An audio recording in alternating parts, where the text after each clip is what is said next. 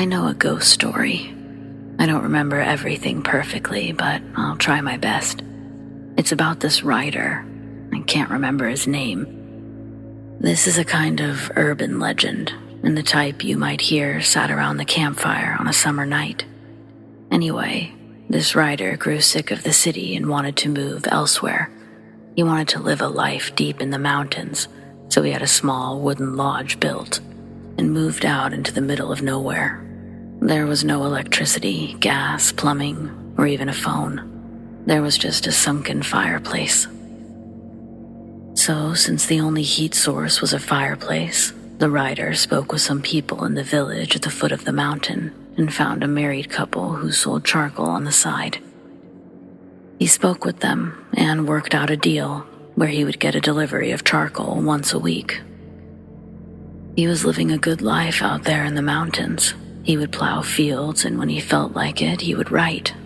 One peaceful night, he was woken from his sleep by a strange noise. It was a scratching kind of sound. What the hell was it? With bleary eyes, he went in search of the sound. From here on, I'll switch to the first person. There was a light. There was a fire still burning in the fireplace, and I could see, albeit it was dark. The lodge wasn't exactly big, so it was easy to see your surroundings. Something stood out. There was something in front of one of the walls. It was just a simple wall made out of logs and wooden boards. In front of that wall was the silhouette of a person. It was doing something I couldn't quite make out. It looked like a very thin and slim silhouette. It was barely visible in the darkness. It was definitely human-like, and definitely there. I could only see from the back, but judging from its movements and the direction it was facing, I guessed that it was scratching the wall.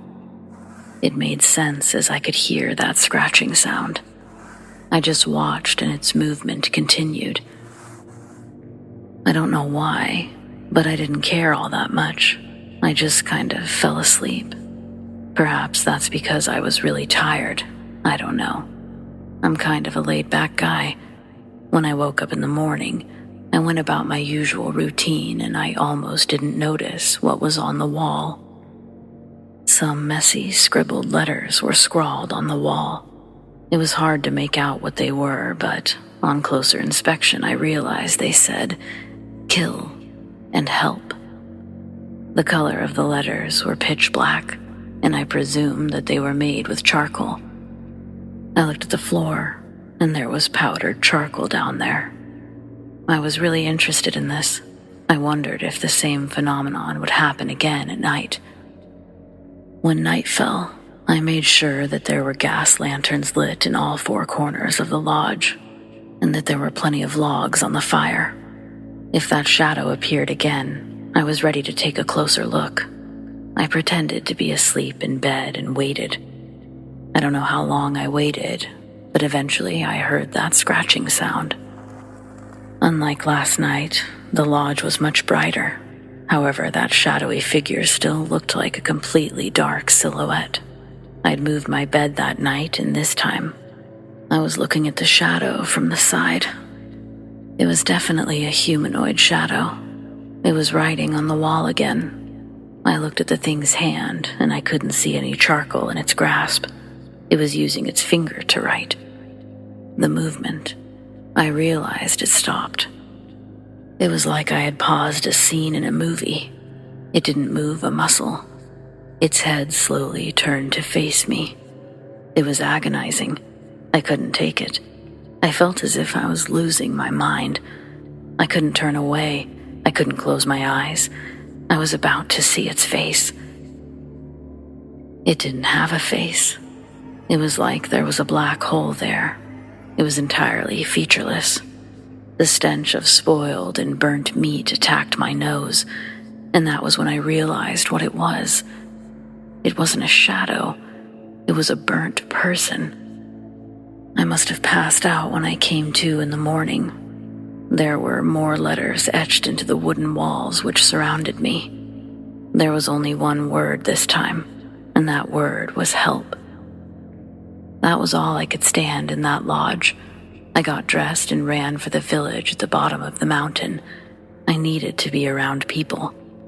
It felt like it took the longest time to get back to civilization. I went into the only bar that they had and I ordered a drink. The bar master asked me about the lodge and if everything was okay. I told him my tale, and I expected him to laugh at me, but he didn't. It was here that I heard an unexpected and terrifying story. The couple I had bought the charcoal from had been arrested.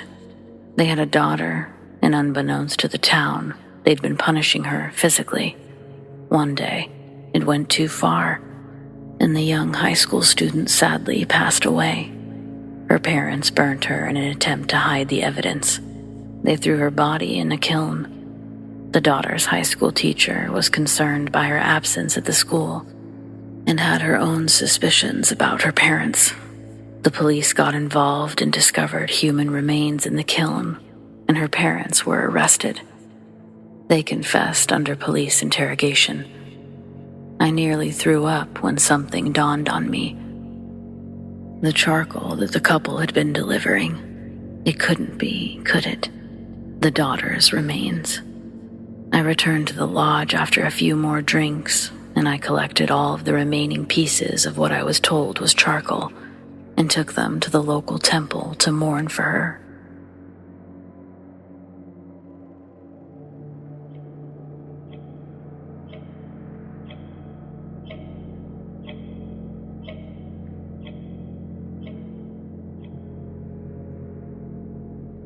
When I was little, my family went on vacation every year.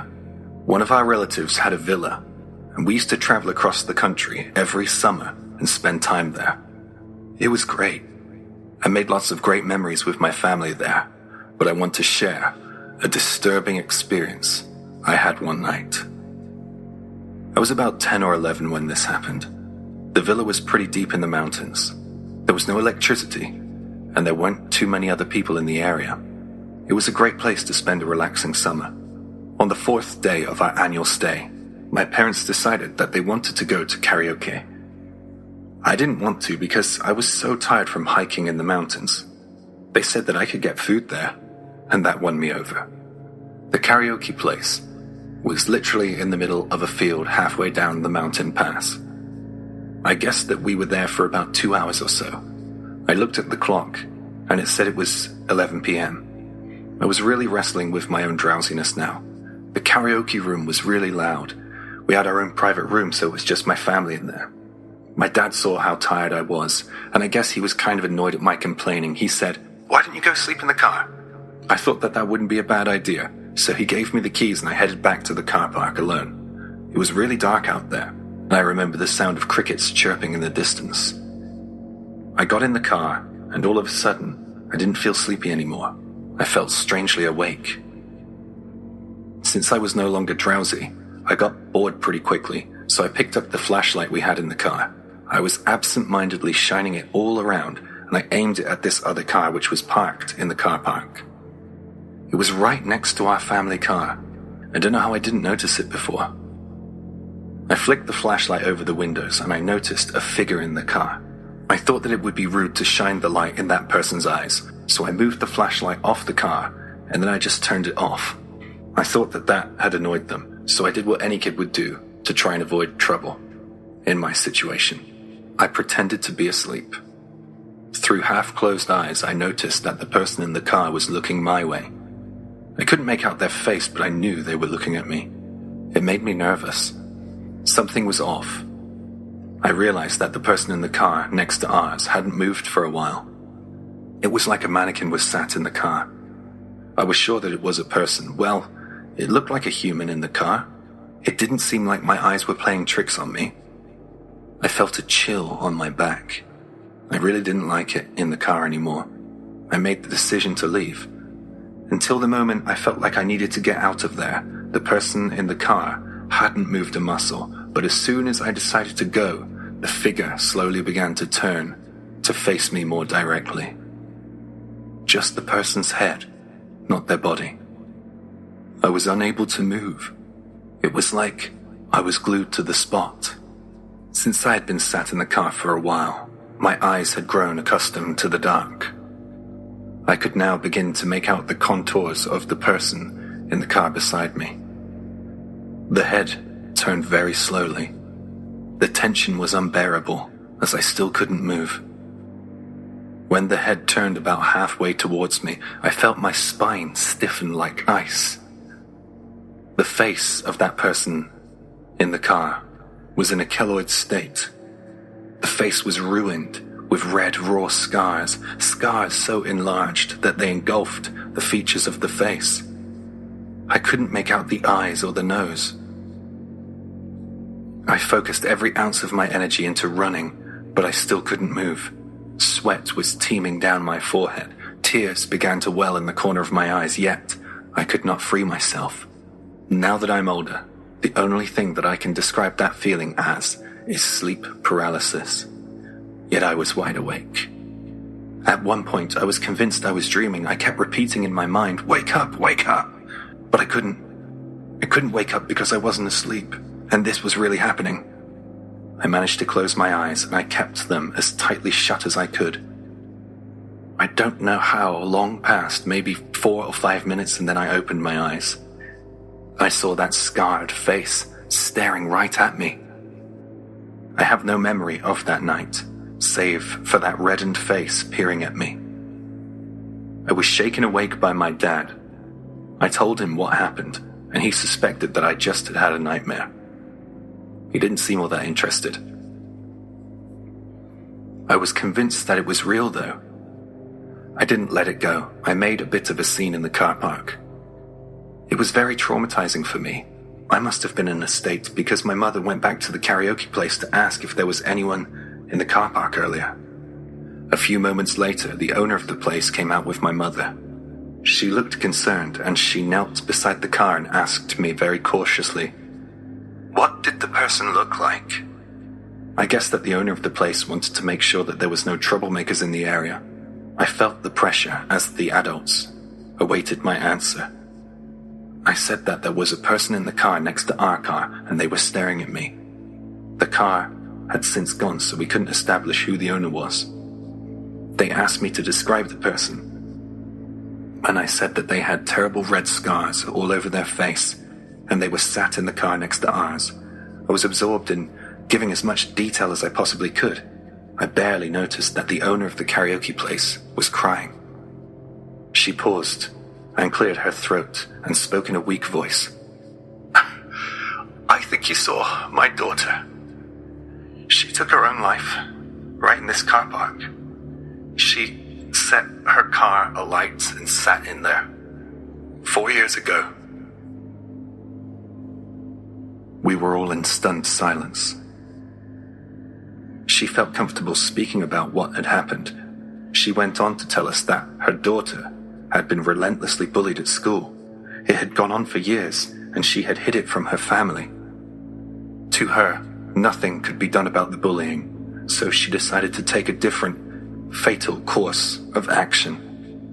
I was so sad to hear this. It was crushing. I've never felt such weight of oppressive loneliness. Something she said jogged my memory because I was suddenly able to remember something that happened before I fainted. I remembered that I heard a voice, and I will never forget it for as long as I live. I only heard 3 words. 3 words spat forth from the past to the present. And those words were, "I hate them." I hope her soul can find peace one day.